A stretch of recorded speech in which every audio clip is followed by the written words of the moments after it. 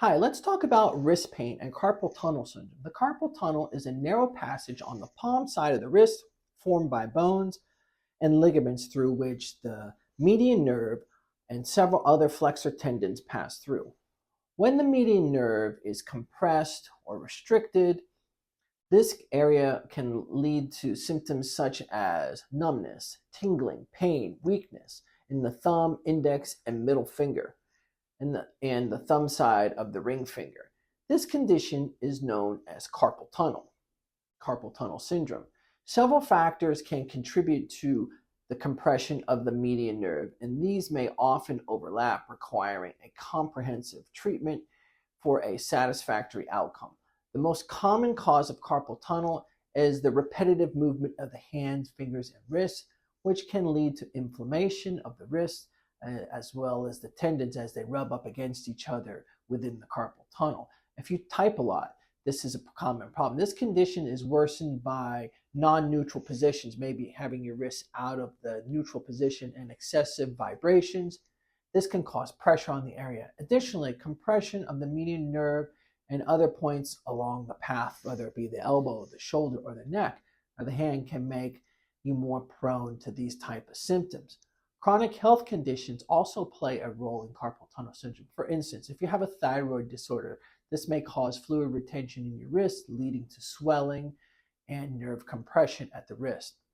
Hormonal changes in women who are pregnant or on birth control can result in swelling in the median nerve or restriction as well. Rheumatoid arthritis is a common problem too if you have inflammation in the wrist, as well as diabetes.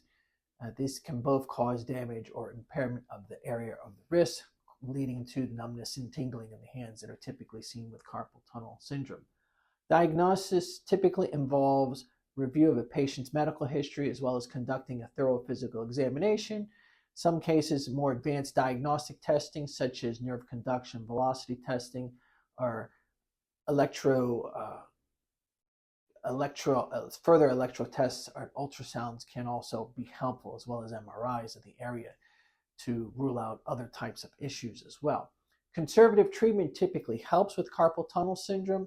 At my office, I typically will use this, a lot of patients affectionately call the spoon of death, where we get in, we start scraping away at the wrist area, trying to manipulate or soften that soft tissue. And I always instruct patients on nerve flossing exercises where they'll be bringing their wrists through ranges of motion, because the nerves that come off our neck go down into our arm, into our wrists, and into our hands. So having these nerves being able to move and glide through the soft tissues is an effective way of removing restrictions and breaking up adhesions in the area.